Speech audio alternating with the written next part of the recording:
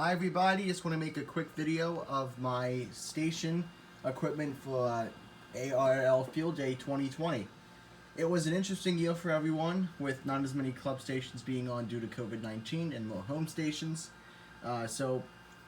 Participation was down a little bit. Things were different. The vibe, in my opinion, of going to a field day site and doing all that crazy fun stuff wasn't there. It was just being home, but I got to use some cool equipment, so let me show you.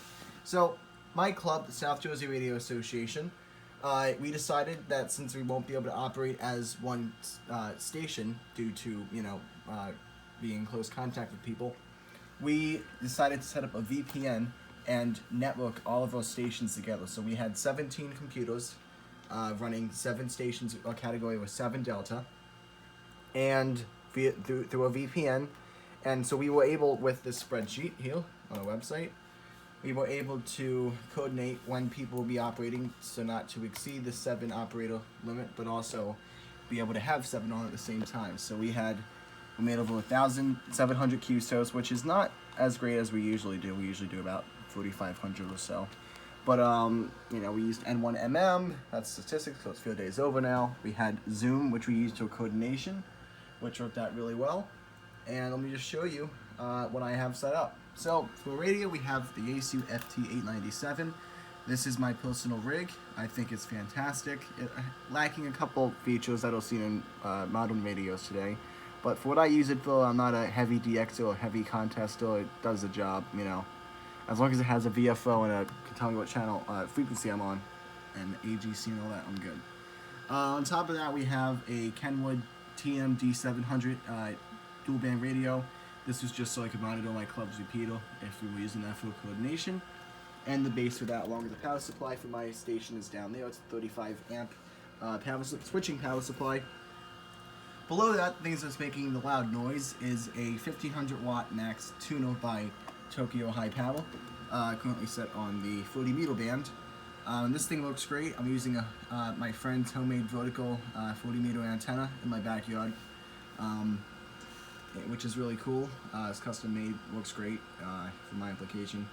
And that's just tuning this so I have a little bit better receive and, zero SWR, like I won't show you, but it's amazing. And then, since we're using Zoom, I'm like, I'm already gonna be having a headset on with a mic. Why not incorporate that into my setup?